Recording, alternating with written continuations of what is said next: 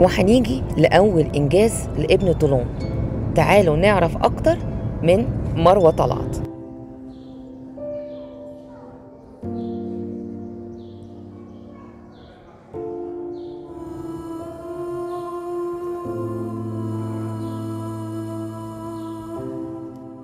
طيب السؤال ايه اكتر حاجة احمد بن طولون عملها او اشهر ايه؟ طيب انتوا الجامع ده ايه المميز فيه؟ ان هو يعني الجامع الوحيد المختلف عن كل جوامع مصر. يعني بص حتى الاشكال بتاعته مش موجودة، العمارة مختلفة، المأذنة السلالم بتاعتها من بره مش من جوه، فكل حاجة مختلفة عن الجوامع. ليه؟ لأن هو كان متأثر بالعمارة اللي موجودة في مدينة سامراء اللي هي كانت عاصمة الدولة العباسية في الوقت ده.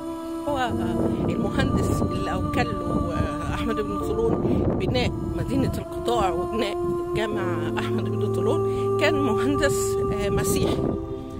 هنا في نقطة خلاف بقى، يعني عندنا مسيحيين مصر بيقولوا ان هو مصري، كان مسيحي مصري، لكن المؤرخين في الوقت ده كانوا عندهم دقة في الكلام شوية. يعني هو المؤرخ لما بيقول عن مصري مسيحي كان بيقول قبطي، ولما كان مثلا يقول عن مسيحي مثلا من الروم كان يقول رومي او ارمني، ما كانش يقول مسيحي إلا لو كان جنسية يعني مش مصري أو مش رومي أو مش أرمني.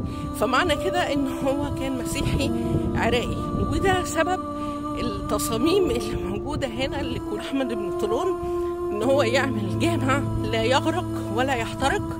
فهو طبعا المهندس اختار أعلى جبل يشكر اللي احنا عليه دلوقتي، اللي صمم المدينة واللي صمم الجامع، اختار ان هو يعمله من الطوب الآجر الأحمر. والطوب ده ما كانش موجود وقتها في مصر، انما كان موجود وقتها في العراق، وكانوا بيبنوا بيه مبانيهم.